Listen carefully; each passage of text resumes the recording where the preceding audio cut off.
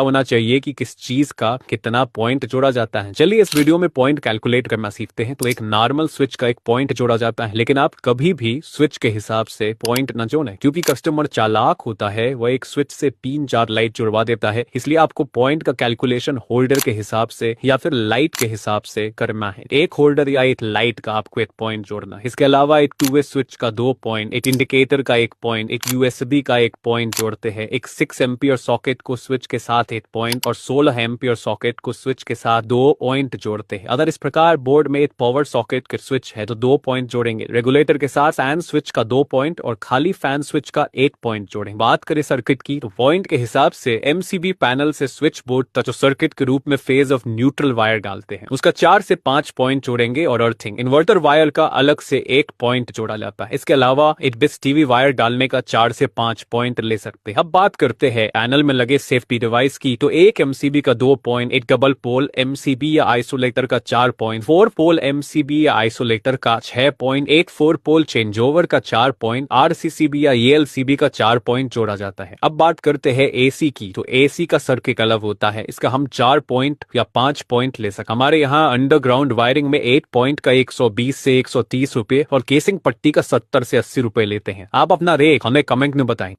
अगर आप एक इलेक्ट्रीशियन हैं और पॉइंट में काम